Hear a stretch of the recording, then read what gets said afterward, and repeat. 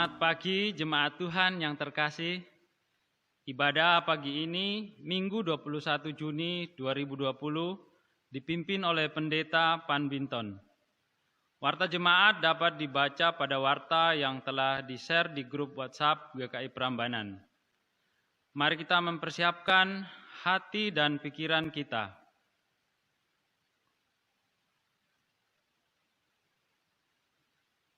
Dengan bangkit berdiri, mari bersama kita menyanyikan KJ 13 ayat 1 dan 2.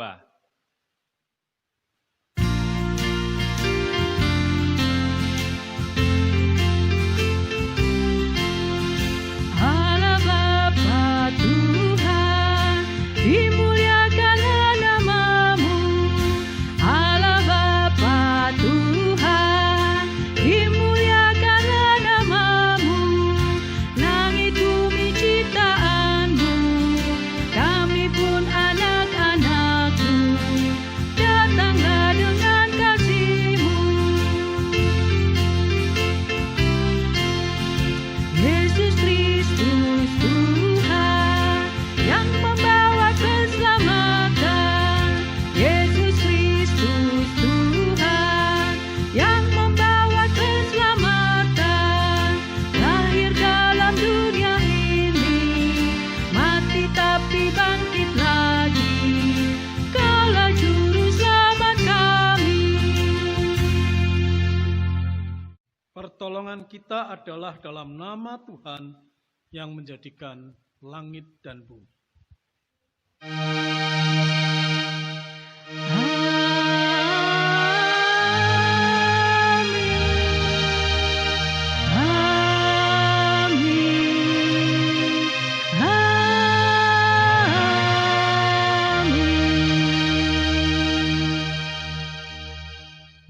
Tuhan besertamu. Dan besertamu juga. Selamat pagi Bapak Ibu dan saudara yang terkasih di dalam Tuhan. Kita hari ini akan bersama-sama menggumuli tema tetaplah nyatakan kebenaran Kristus di dalam minggu biasa yang ke-12 sesudah perayaan Minggu Trinitas 2 minggu yang lalu.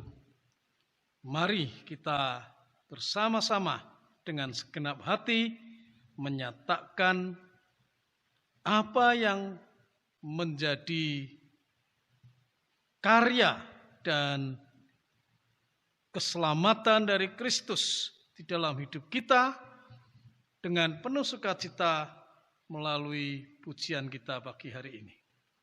Kita pujikan lagu Hati Sebagai Hamba.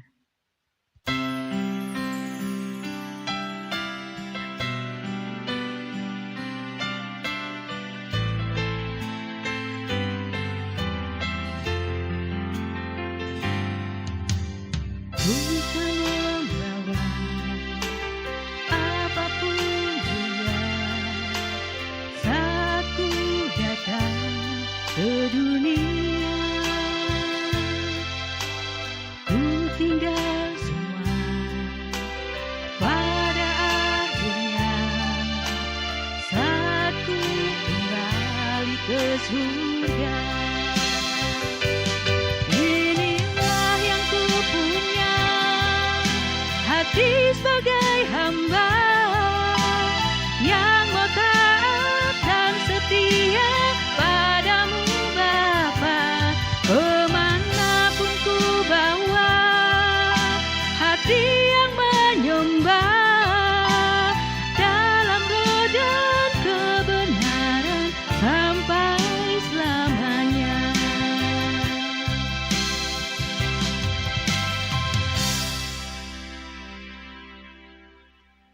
Mari kita berdoa dalam pengakuan kita kepada Tuhan.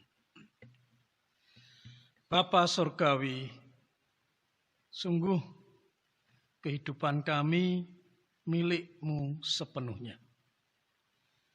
Maka pagi hari ini pun kami datang membawa diri kami di hadapan Engkau ya Tuhan. Engkaulah Allah kami yang mengerti dengan persis keberadaan kami. Ketika kami hidup sebagai hamba-hambamu, kami rindu untuk terus taat dan setia di tengah berbagai kesulitan, tantangan yang ada di hadapan kami. Namun kami harus mengakui seringkali kami juga jatuh di dalam berbagai dosa dan pelanggaran, baik melalui perkataan, perbuatan, dan pikiran-pikiran kami. Ampunilah kami, Tuhan. Kiranya Engkau berkenan menguduskan kami dan memperbaharui kami agar hidup kami boleh benar-benar berkenan kepadamu. Kami hanyalah hamba-Mu ya Tuhan. Oleh karena itu kiranya kami tetap taat dan setia kepadamu. Kemanapun kami pergi, biarlah hati kami terus menyembah kepadamu. Dalam nama Yesus Kristus kami memohon dan mengaku.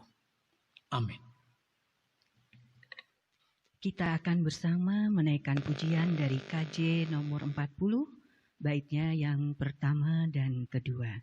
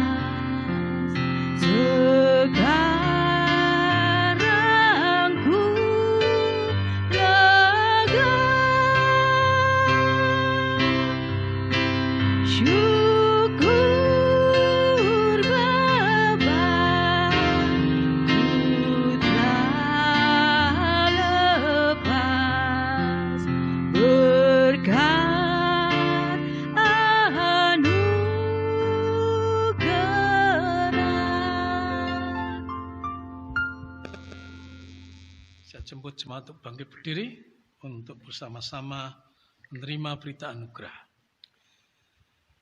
Ia sendiri telah memikul dosa kita di dalam tubuhnya di kayu salib, supaya kita yang telah mati terhadap dosa hidup untuk kebenaran. Oleh bilur-bilurnya kamu telah sembuh, sebab dahulu kamu sesat seperti domba, tetapi sekarang kamu telah kembali kepada gembala dan pemelihara jiwamu. Demikianlah berita anugerah dari Tuhan. Syukur kepada Allah. Mari bersama kita pujikan nyanyian Selidiki Aku.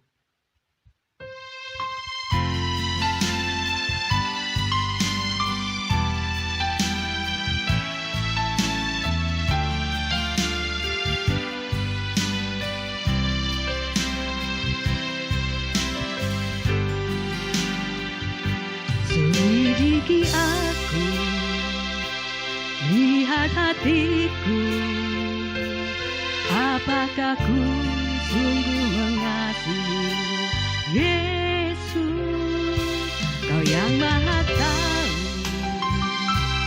dan menilai hidupku, tak ada yang tersembunyi bagimu. Telah kulihat kebaikanmu yang tak pernah habis di hidupku. Ku berjuang sampai akhirnya kau dapati aku tetap setia.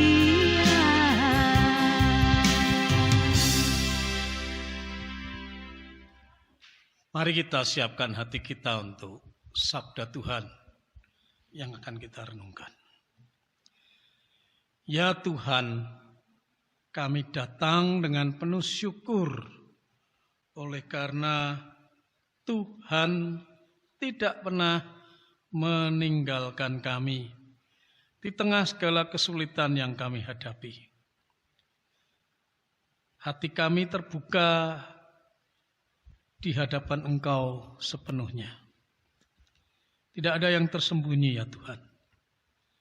Kami mengasihi Engkau, kami rindu untuk mengerti apa yang menjadi kehendak-Mu dan melaksanakan dalam hidup kami. Karena kebaikan-Mu, karena segala kasih karunia-Mu bagi kami, itu cukup memampukan kami untuk hidup di dalam firman-Mu. Maka kami buka hati kami menyambut sabda Tuhan dengan penuh sukacita dalam nama Yesus Kristus. Amin. Sabda Tuhan diambil dari Matius 10 ayat 24 sampai dengan ayat 39. Demikian. Seorang murid tidak lebih daripada gurunya, atau seorang hamba daripada tuannya. Cukuplah bagi seorang murid jika ia menjadi sama seperti gurunya, dan bagi seorang hamba jika ia menjadi sama seperti tuannya. Jika tuan rumah disebut Beelzebul, apalagi seisi rumahnya. Jadi janganlah kamu takut terhadap mereka, karena tidak ada sesuatu pun yang tertutup yang tidak akan dibuka, dan tidak ada sesuatu pun yang tersembunyi yang tidak akan diketahui. Apa yang kukatakan kepadamu dalam gelap, katakanlah itu dalam terang, dan apa yang dibisikkan ke dalam telingamu, beritakanlah itu dari atas atap rumah. Dan janganlah kamu takut kepada mereka yang dapat membunuh tubuh, tetapi yang tidak berkuasa membunuh jiwa. Takutlah terutama kepada Dia yang berkuasa membinasakan baik jiwa maupun tubuh di dalam neraka. Bukankah burung pipit dijual 2 ekor seduit?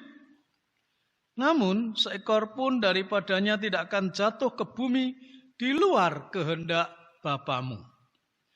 Dan kamu, rambut kepalamu pun terhitung semuanya.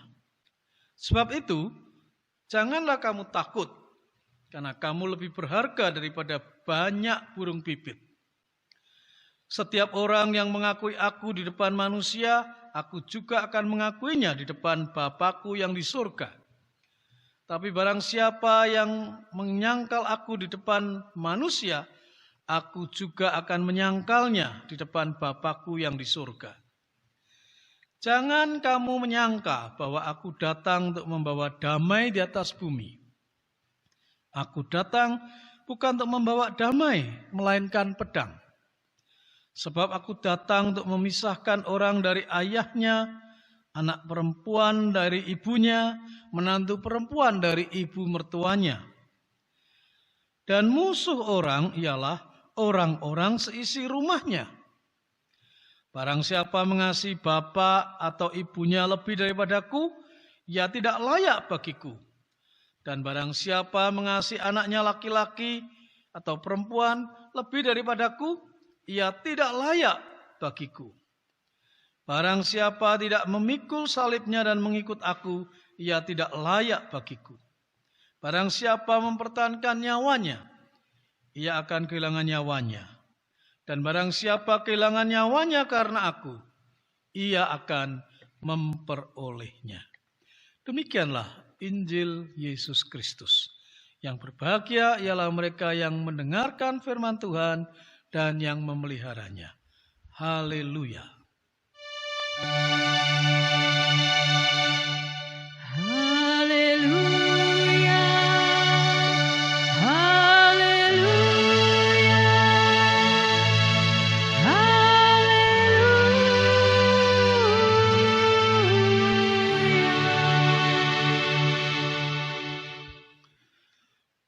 Bapak, Ibu, dan saudara yang terkasih, sudah hampir 2 minggu ini kita mendengar berita Amerika Serikat dilanda kerusuhan dan gelombang demonstrasi kaum kulit hitam atas kematian George Floyd. Dan kota-kota di Amerika Serikat mengalami demonstrasi yang luar biasa. Bahkan tidak sedikit anarki yang terjadi sedemikian rupa. Nah, keributan yang dilakukan oleh kelompok minoritas kulit hitam ini sudah terjadi dari sejak dulu sebetulnya, bahwa mereka merasa terdiskriminasi oleh orang-orang kulit putih mayoritas yang ada. Nah, kalau kita melihat sejarahnya, Amerika Serikat ini memang mengalami situasi sosial yang sedemikian rumit karena dulu pernah melakukan perbudakan oleh orang kulit putih terhadap para negro, orang kulit hitam. Bahkan setelah perbudakan dihapuskan oleh Presiden Abraham Lincoln, ternyata kedudukan orang kulit hitam dan kulit putih belumlah menjadi setara. Ada undang-undang segregasi, memisahkan yang membedakan antara hak orang-orang kulit hitam dan orang-orang kulit putih. Misalnya, kalau mau naik bus, itu orang-orang kulit hitam tidak boleh duduk di depan. Hanya satu baris belakang boleh diduduki oleh orang kulit hitam. Lagi kalau mereka mau ke pantai, seringkali pantai ditutup dengan pengumuman, dogs and blacks are prohibited. Anjing dan orang kulit hitam dilarang masuk. Jadi orang-orang kulit hitam hampir disamakan dengan anjing. Maka jangan heran, di berbagai tempat publik orang kulit hitam tidak mendapatkan hak yang sama dengan orang-orang kulit putih. Itulah yang disebut dengan hukum atau peraturan segregasi. Dipisahkan sedemikian rupa.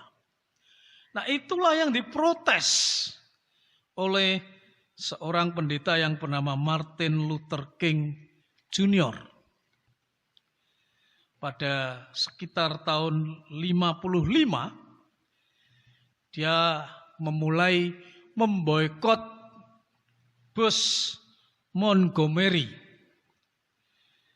Dia kemudian berjuang terus untuk melawan segregasi yang terjadi terutama di daerah Georgia. Dan dia mengadakan unjuk rasa di Birmingham, Alabama. Mengadakan march ke Washington tahun 63. Dia menyampaikan pidatonya yang terkenal, I have a dream. Saya mempunyai mimpi di mana orang kulit hitam dan orang kulit putih hidup bersama dengan berdampingan. Tidak ada perbedaan. Oleh karena itulah tahun 64 dia mendapatkan hadiah Nobel Perdamaian untuk jasanya melawan kesenjangan ras melalui perlawanan secara damai. Tetapi banyak orang tidak menyukai gerakan yang dipelopori oleh Martin Luther King Jr. ini. Dia mulai mendapatkan ancaman-ancaman. Satu saat setelah berkali-kali mendapatkan ancaman, dia mendapatkan sebuah surat. Hentikan semua kegiatanmu, atau kami akan bunuh engkau. Ketika membaca surat itu, dia mengalami rasa takut yang luar biasa. Dan dia merasa sangat gentar. Tapi dia hanya bisa tersungkur di hadapan Tuhan. Di saat itulah, dikala dia mengalami tekanan yang begitu berat untuk dirinya, dia tiba-tiba di tengah doa, di tengah tangisan dan jeritan batinnya, dia merasakan suasana yang berbeda.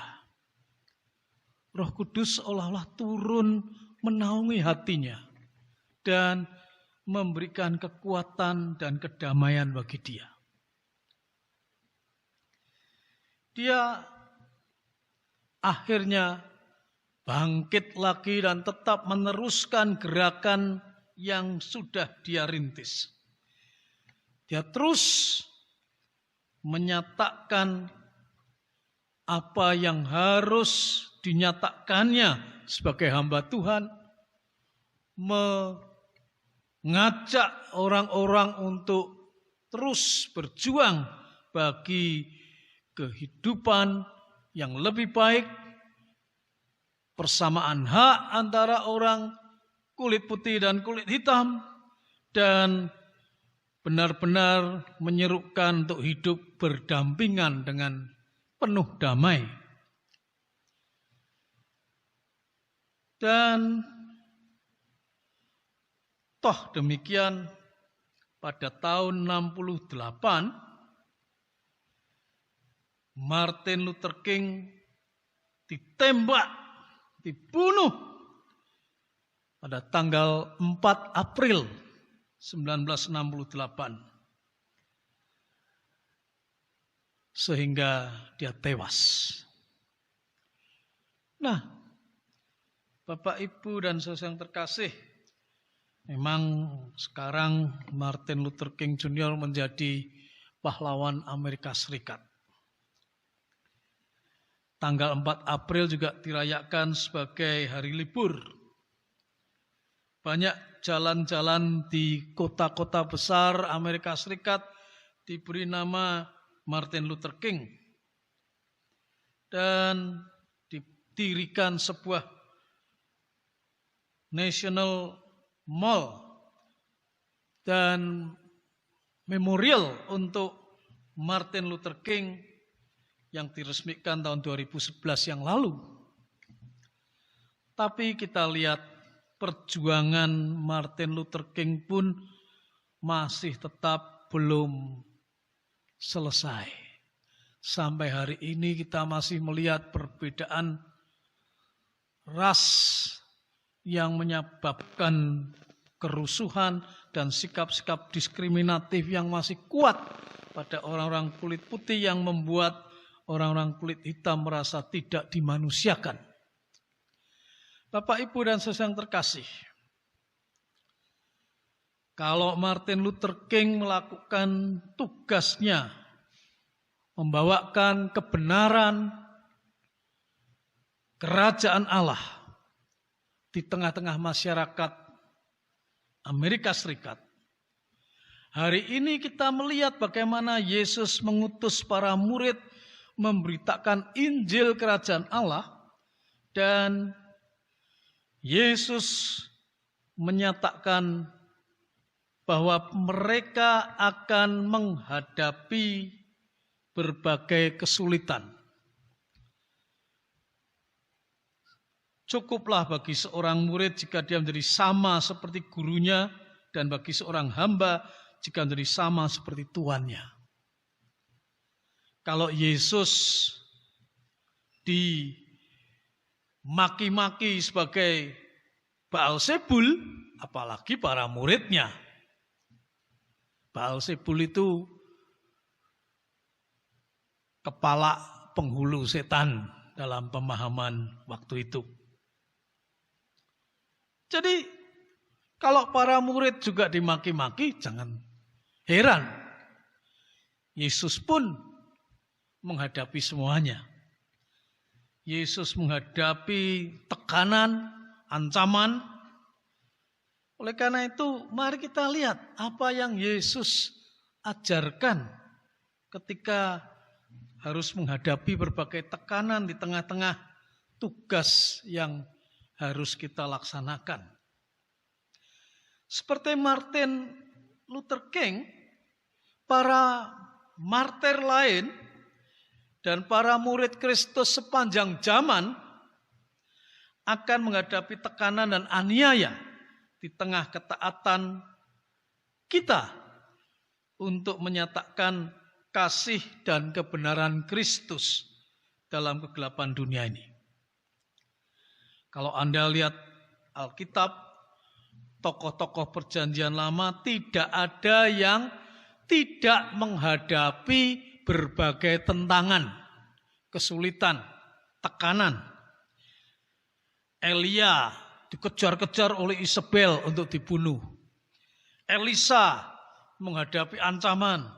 Yeremia sampai dimasukkan dalam penjara dan menghadapi berbagai ancaman dan tekanan. Apalagi dalam perjanjian baru, Stefanus bahkan akhirnya mati di rajam batu. Paulus dipenjara, diancam, dan akan dibunuh.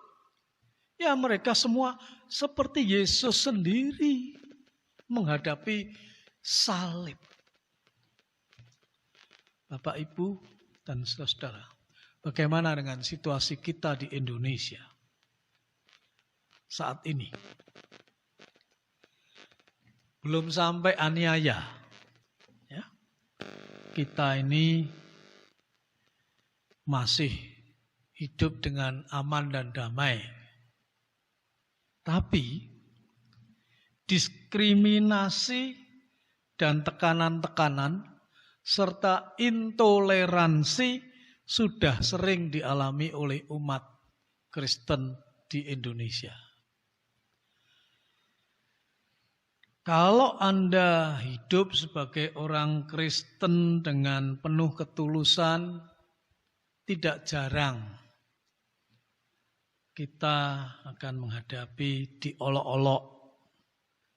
Bahkan ketika orang Kristen, misalnya seorang pegawai negeri yang baik, tidak mau ikut korupsi, hidup dengan jujur, di tengah-tengah rekan-rekannya yang seringkali menghadapi kerjaan mereka dengan gaya hidup yang berbeda, maka seolah-olah dia menjadi duri dalam daging. Dia akan mulai ditekan, diolok, tidak sedikit yang tidak dipromosi jabatannya, bukan oleh karena tidak mampu, tetapi justru karena tidak mau kerjasama untuk sama-sama korupsi berjemaah. Itu sudah sering kita dengar. Dan kalau ada situasi di mana orang berani melakukan pembelaan sedemikian rupa terhadap ketidakadilan, di Indonesia ini pernah terjadi masa-masa di mana tahu-tahu orang bisa lenyap, diculik, dibunuh. Sekarang situasi sudah agak lumayan, tapi kita ingat dulu ada Marsinah, ada banyak orang-orang lain yang tahu-tahu disiksa, dibunuh, dan menjadi tumbal di tengah-tengah ketidakadilan yang terjadi di masyarakat. Pernah seorang pendeta Sugianto di Lampung, beberapa tahun yang lalu dibunuh dan mayatnya tahu-tahu terapung di sungai karena membela hak petani miskin. Ya, zaman sekarang sudah agak lebih baik. Situasi pembungkaman melalui kekerasan, penculikan, pembunuhan tidak terjadi. Tapi sebagai murid Kristus kita akan tetap menghadapi berbagai tekanan, tantangan, situasi intoleransi di sekitar kita. Nah, ancaman-ancaman tersebut digambarkan oleh Matius 10 tadi dalam dua sisi. Yang pertama dari dalam diri manusia. Digambarkan oleh Yesus sebagai kuasa Baalsebub. Baalsebub itu artinya dewa lalat. Tapi dia dianggap sebagai penghulu setan yang menggoda manusia untuk ingkar dan tidak setia kepada Tuhan. Dan memilih untuk melayani nafsu demi kenyamanan diri.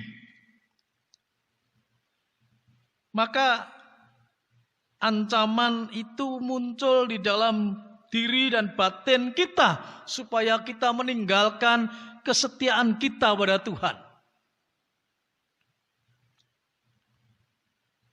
Dan yang kedua, dari luar manusia. Baik yang olokan sampai siksaan, ringan sampai berat, dari ancaman menakuti sampai aniaya sampai pembunuhan. Maka kita jumpai situasi yang sebetulnya tidak berbeda. Orang yang menyatakan kebenaran, kasih dari Tuhan seringkali dianggap menjadi duri dalam daging yang menyakitkan. Mereka yang tinggal dalam kegelapan seringkali akan merasa silau mata mereka dan sakit ketika terang dinyatakan dan mereka akan marah. Nah, terhadap reaksi-reaksi yang seperti itu, bagaimanakah sikap Yesus? Yesus menekankan untuk para murid tetap bertekun di tengah-tengah segala kesulitan yang ada, tekanan yang mereka terima. Yang pertama, Yesus memberikan penguatan dengan menyatakan bahwa penderitaan yang mereka alami itu adalah oleh karena mereka murid Kristus. Coba mereka tidak menjadi murid Kristus, mereka tidak menyatakan Kristus di hadapan sesama, mereka tidak akan menjadi orang-orang dianggap menjengkelkan, tidak akan jadi batu sandungan untuk orang-orang itu, dan mereka akan aman-aman saja. Tapi karena mereka menjadi murid Kristus, menyatakan kebenaran, menyatakan apa yang menjadi kehendak Allah, dan seperti yang dikatakan oleh Kristus, apa yang dibisikkan ke telingamu, beritakan dari atap rumah. Apa yang dikatakan dalam gelap, katakan dalam terang. Itu membuat orang atau murid-murid Kristus akan mengalami tekanan dari orang-orang itu.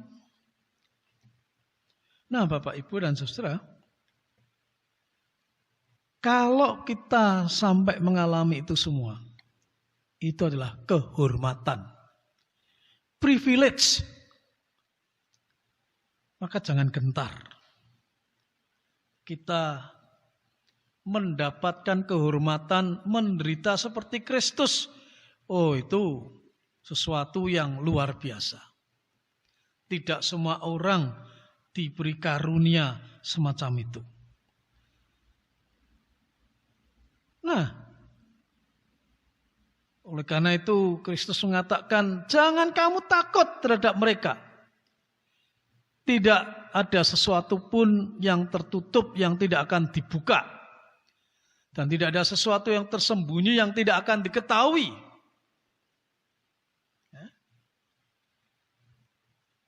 Ya, kita murid ya sama seperti Yesus juga menghadapi para orang Farisi, ya kita juga akan menghadapi tekanan-tekanan dari orang-orang yang tidak suka. Seorang murid cukuplah jika dia menjadi sama seperti gurunya, dan seperti seorang hamba dia menjadi sama seperti tuannya.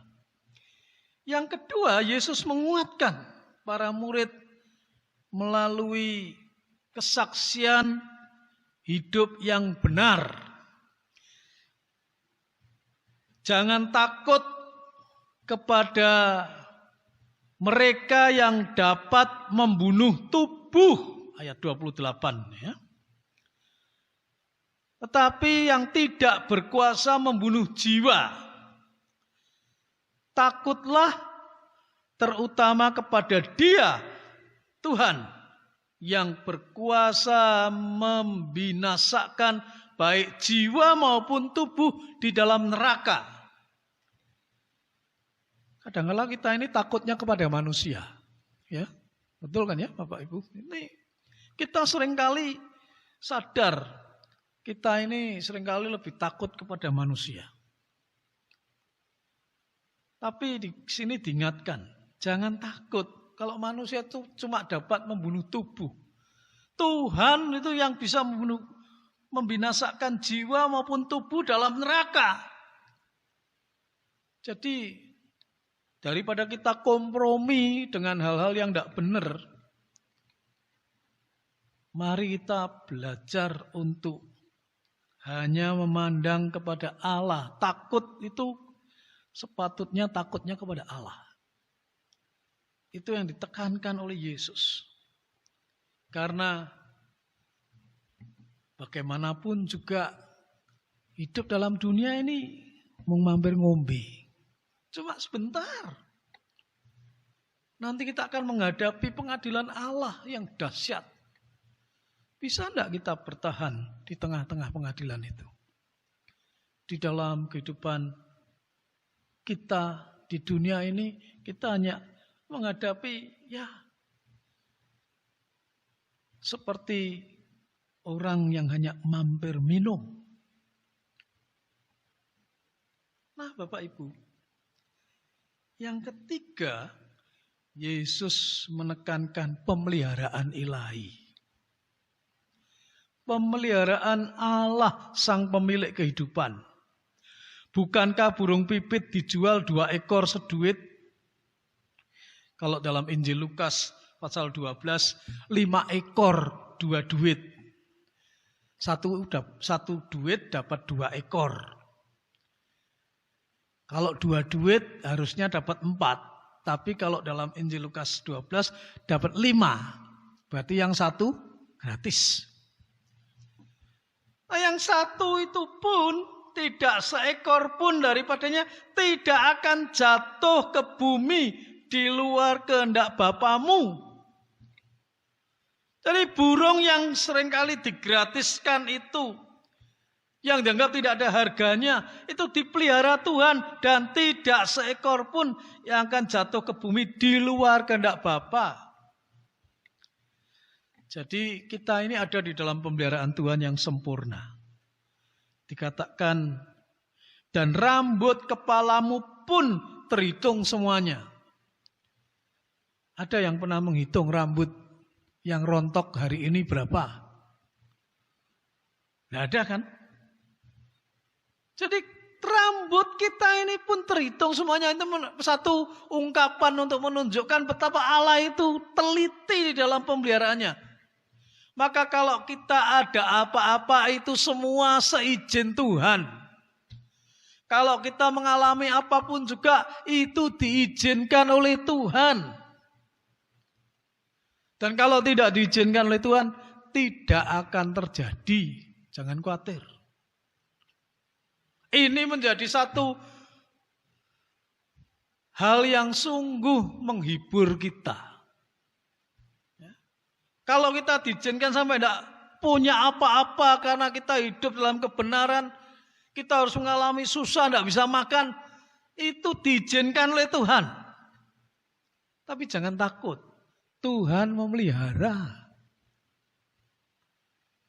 Tuhan memelihara dengan sempurna. Oleh karena itu, di tengah-tengah semua tantangan, tekanan yang kita hadapi, marilah kita tetap menyatakan kebenaran Kristus. Justru kalau kita terus menyatakan kasih kebenaran Kristus, hati yang gelap akan menjadi terang. Hati yang keras akan dilembutkan. Dan mereka akan melihat hal yang indah. Mengalami karunia dan kuasa Roh Kudus bekerja dalam hidup mereka. Membuka hati kepada Kristus. Dan mengalami perubahan hidup. Seperti yang akan kita saksikan di klip video yang akan menutup renungan kita pagi ini. Klip video ini menggambarkan bagaimana keluarga dari para misionaris yang suaminya dibunuh di Ekuador ternyata tetap datang memberitakan kasih Kristus. Mari kita akan melihatnya dan mari kita dapat mengalami bagaimana Tuhan terus bersama dengan kita, menguatkan kita untuk tetap menyatakan kasih dan kebenaran Kristus di tengah-tengah dunia ini. Amin.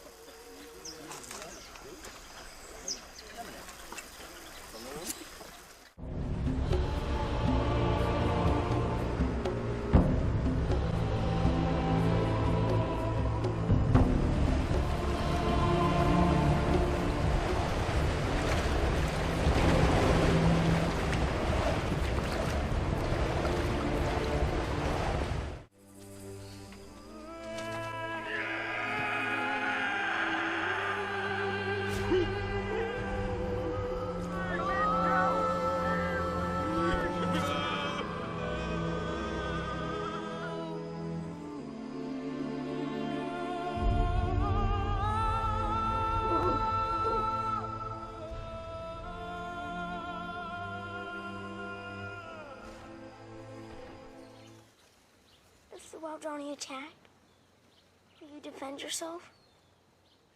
Will you use your guns? Son, we can't shoot the Wadani. They're not ready for heaven. We are. promise me one thing. Just one. If you get in a jam, a real jam, then promise me you'll say these words to them. What words? The Waodani words. They mean, I am your friend. Your sincere friend. Bua Bia Unumba. Bua. Be, Unumba. Numbwa. Bua Bia Numbwa. Bua Bia. Numbwa. Bua Bia Numbwa.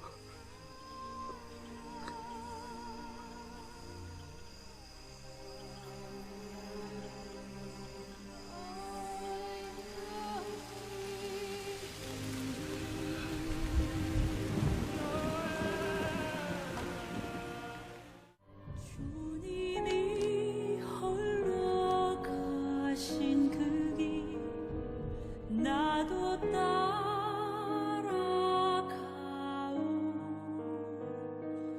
모든 물과 피를 흘리신 그 길을 나도 가오 험한 산도 나는 괜찮소 바다 끝이라도 나는 괜찮소 죽어가는 저들을 위해 나를 버리길 바라오 아버지 나를 보내주오 나는 달려가겠소 목숨도 아끼지 않겠소 나를 보내주오 아버지 나를 보내주오 나는 달려가겠소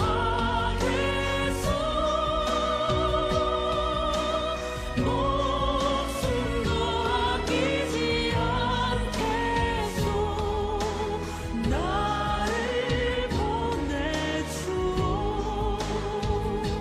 세상이 나를 미워해도 나는 사랑하겠소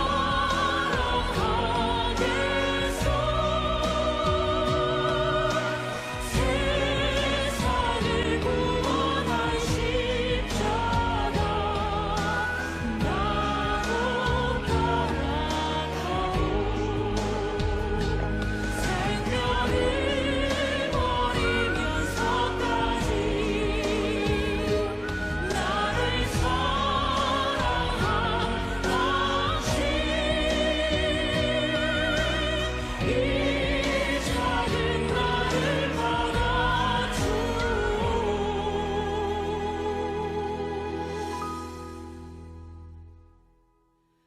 나도 사랑하오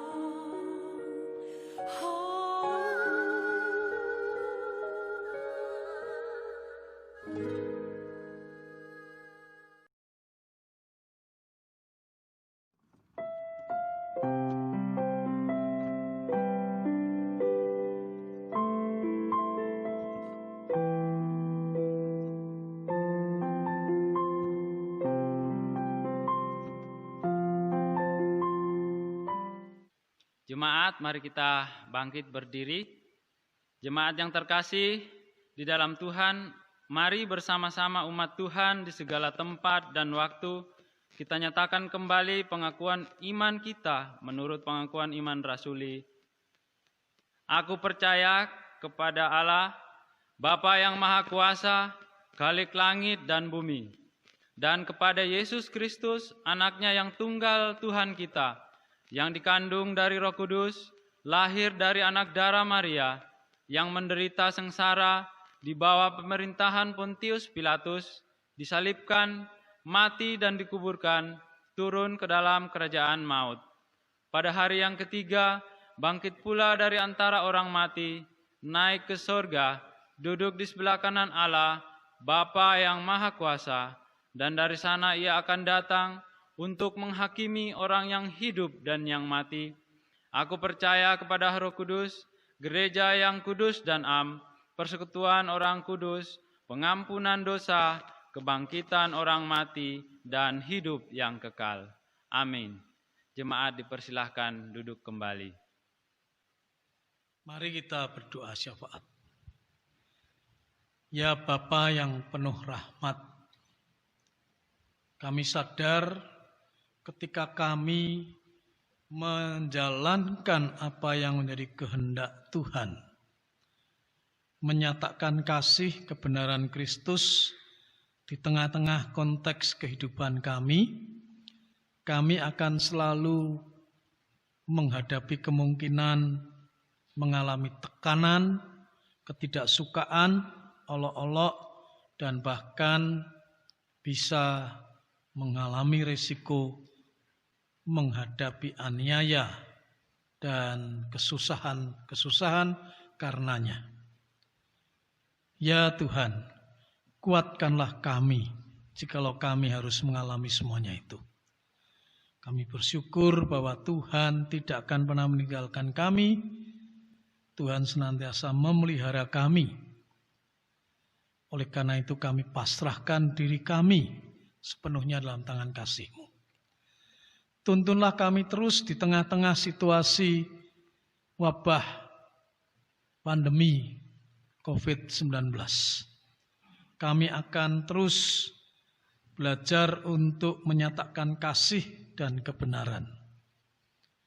Mungkin kami akan menghadapi berbagai hal yang tidak menyenangkan, tapi kami tetap bertekad untuk bersama-sama dengan semua orang yang punya niat baik di dalam damai sejahtera, bekerja sama, memberikan perhatian kami untuk yang menderita, yang mengalami berbagai kesulitan hidup mereka.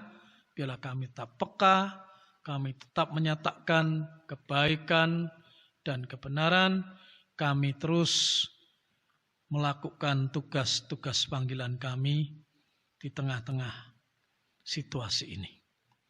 Kami juga ingin mendoakan pemerintah kami, Tuhan terus menolong sehingga kenormalan baru yang sudah mulai dicanangkan akan menjadi sarana di mana semuanya akan menjadi baik. Tuhan berikan pertolongan bagi rakyat kami agar semua dapat benar-benar mengupayakan gaya hidup yang baru, disiplin di dalam mencegah penularan COVID-19. Kami doakan para dokter, perawat, dan semua para medik yang akan menghadapi situasi yang lebih pelik manakala situasi di kenormalan baru ini ternyata akan dapat memunculkan kemungkinan-kemungkinan merebaknya COVID-19 dengan lebih deras.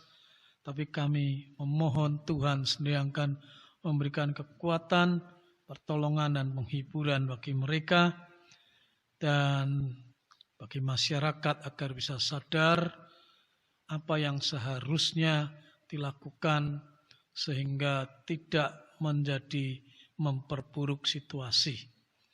Tuhan, kami doakan kiranya Tuhan memberikan rahmat agar wabah ini cepat berlalu. Tuhan memberikan juga keluarga-keluarga yang menghadapi duka oleh karena kehilangan anggota keluarga yang dikasihi. Biarlah kiranya rahmat-Mu beserta dengan mereka. Kami juga mendoakan keluarga yang masih harus bergumul dengan anggota keluarga yang menderita COVID-19 maupun berbagai situasi kesehatan yang lain. Tuhan menyatakan kekuatan dan penghiburan bagi mereka semua. Kami pasrahkan diri kami ya Tuhan, di dalam segala situasi yang sulit ini, kami memohon Tuhan terus menyertai kami. Di dalam nama Yesus Kristus yang mengajar kami untuk berdoa Bapa kami yang akan kami nyanyikan bersama.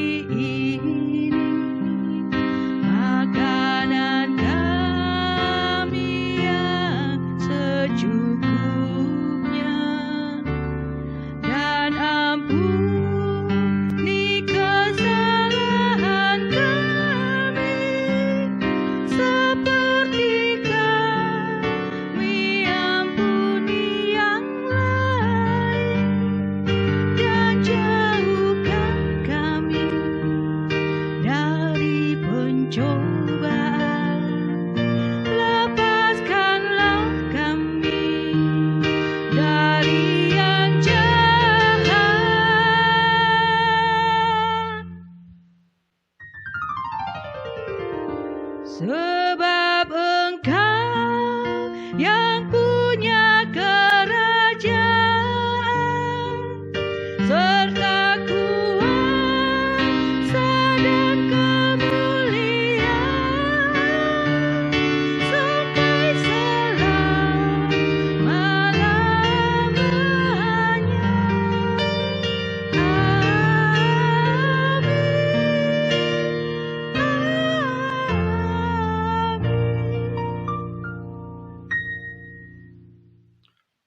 Pengucapan syukur. Jemaat Tuhan, mari kita mempersiapkan persembahan bagi Tuhan. Persembahan dapat ditransfer melalui rekening GKI Prambanan pada Bank Mandiri dengan nomor 138 001 710 2679. Nats persembahan diambilkan dari Amsal 11 ayatnya yang ke-24 sampai ke-25. Ada yang menyebar harta tetapi bertambah kaya, ada yang menghemat secara luar biasa namun selalu berkekurangan. Siapa banyak memberi berkat, diberi kelimpahan. Siapa memberi minum, ia sendiri akan diberi minum. Mari jemaat kita pujikan tabur waktu pagi.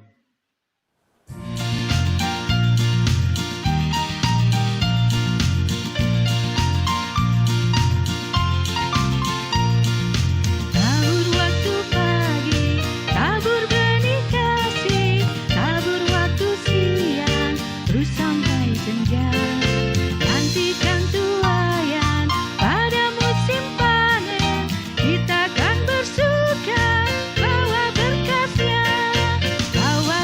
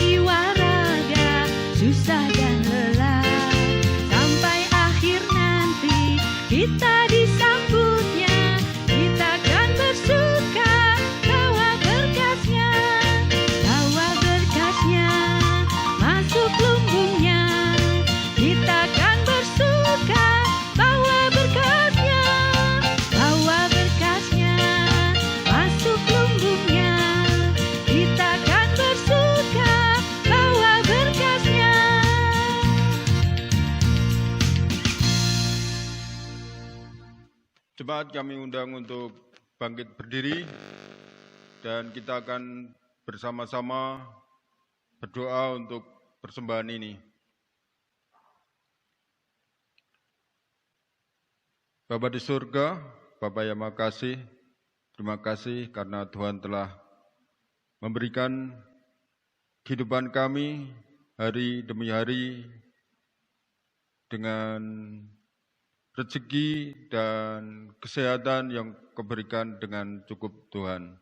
Tuhan, kami pada hari ini mempersembahkan persembahan, kiranya persembahan ini boleh berguna dan bermanfaat bagi kelebaran nama-Mu di GKI Prambanan, baik itu melalui program-programnya, dan kami juga berdoa untuk para majelis yang Kau beri kepercayaan untuk mengelola persembahan ini, berilah hikmat kebijaksanaan Tuhan. Terima kasih ya Tuhan, kesemuanya ini kami serahkan hanya di dalam nama Tuhan kami Yesus Kristus. Amin. Jemaat kami persilakan duduk kembali. Kita akan mengakhiri ibadah kita pada pagi hari ini. Bersama-sama kita akan mengangkat pujian dari KJ 450, baitnya yang pertama dan kedua.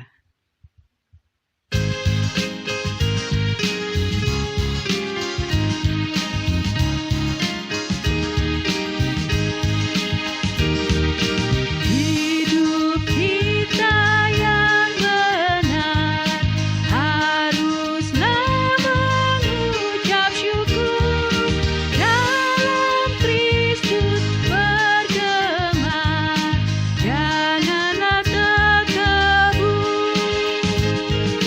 Dalam susah pun senang, dalam segala hal aku bermazmur dan ucap syukur, itu kehendaknya.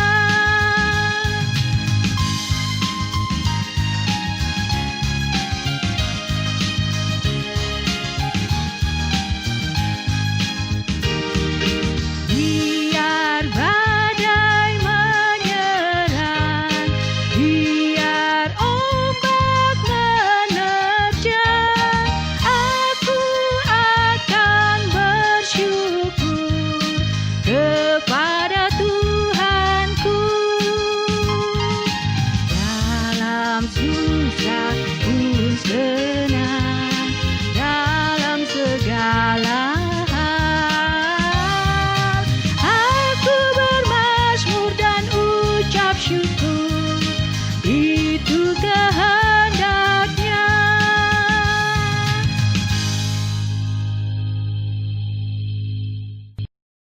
Terimalah berkat Tuhan. Tuhan memberkati engkau dan melindungi engkau. Tuhan menyinari engkau dengan wajah-Nya dan memberi engkau kasih karunia. Tuhan menghadapkan wajah-Nya kepadamu dan memberi engkau damai sejahtera.